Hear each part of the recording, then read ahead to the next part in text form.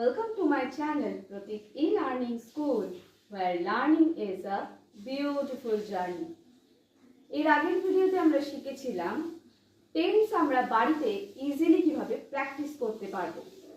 যারা যারা এখনো অবধি আমার সেই প্র্যাকটিস ক্লাসের ভিডিওটি দেখোনি তারা অবশ্যই কিন্তু আমার প্লেলিস্টে যাও, সেখানে অল টেন্স ভিডিও বলে যে প্লেলিস্টটা রয়েছে সেটাকে চেক করলে তোমরা সেখানে ভিডিওটি পেয়ে যাবে।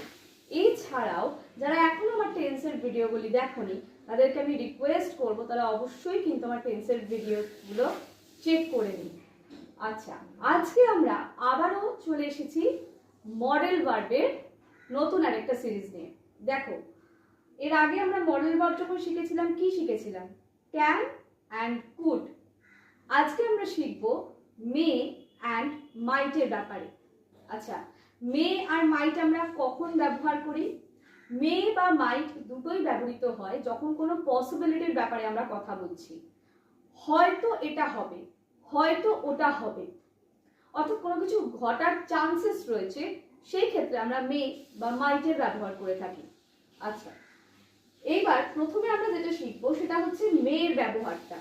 ঠিক আছে, দেখো, মে আমরা তখনই ব্যবহার করি যখন কোনো কিছু ঘটার 90% চান্সেস রয়েছে।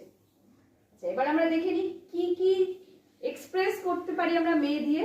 দেখো, express a wish or a prayer. যখন আমরা কাউকে কোনো কিছু উইশ করছি বা কারোর জন্য কিছু প্রে করছি তখন আমরা মে ব্যবহার করি।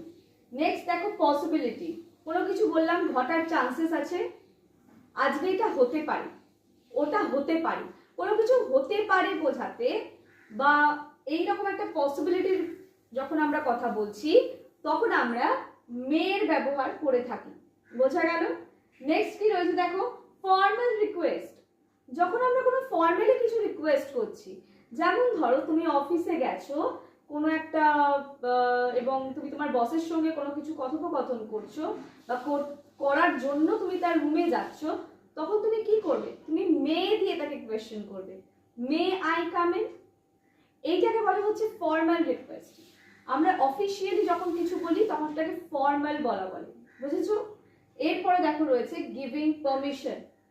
যখন তুমি কিছু পারমিশন কাউকে দিচ্ছ, ঠিক আছে তুমি যেতে পারো, ঠিক আছে তুমি আসতে পারো, ঠিক আছে তুমি লেখা শুরু করতে পারো, এরকম যখন তুমি কাউকে কোনো পারমিশন দিচ্ছ সেই ক্ষেত্রে আমরা মে ব্যবহার করে থাকি।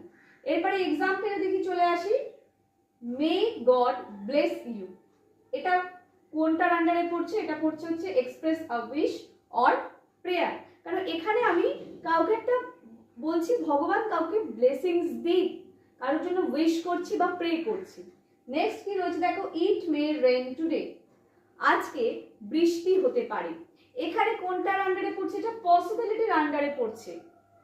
আকাশে খুব মেঘ করেছে, সেই ক্ষেত্রে বৃষ্টি হওয়ার চান্সেস রয়েছে। সেটা কতটা চান্সেস রয়েছে? 90% চান্সেস রয়েছে, সেই ক্ষেত্রে আমরা মে ব্যবহার করছি। ইট মে রেইন টুডে, আজকে বৃষ্টি হতে পারে। তারপরে দেখো next, may I come in sir. এইখানে এটা ফর্মাল রিকোয়েস্ট করছি, আমি আমার বসকে ফর্মালি রিকোয়েস্ট করছি তার রুমে ঢোকার জন্য, মে আই কাম ইন। বোঝা গেল? এরপরে দেখো, আমরা ইনফর্মাল রিকোয়েস্ট যখন করব সেই ক্ষেত্রে আমরা ক্যান দিয়ে কোয়েশ্চেন করি, আর আমরা পোলাইট রিকোয়েস্ট যখন করব তখন আমরা কুড দিয়ে কোয়েশ্চেন করি। নেক্সট রয়েছে দেখো, গিভিং পারমিশন, ইউ মে গো নাও। তুমি এখন যেতে পারো। একটু আগে আমি বললাম এইভাবে আমরা সেন্টেন্সে মের ব্যবহার করতে পারি। চলো এবার চট করে আমরা মাইটের ব্যবহারটা তাহলে দেখে নিই। তাহলে এবার আমরা দেখে নেব মাইটের ব্যবহার। দেখো, মাইটের ইউজ হয়তো আমরা করেই থাকি, কিন্তু মের ইউজটা অনেক বেশি হয় সেন্টেন্সে। ঠিক আছে, এইবার মাইট সেম ভাবেই ব্যবহৃত হয়, সেম রয়েছে সবকিছুই, কিন্তু যে পসিবিলিটিটার কথা বলা হয় বা যে চান্সেসের ব্যাপারটার কথা বলা হচ্ছে সেটা অনেকটাই কম থাকে।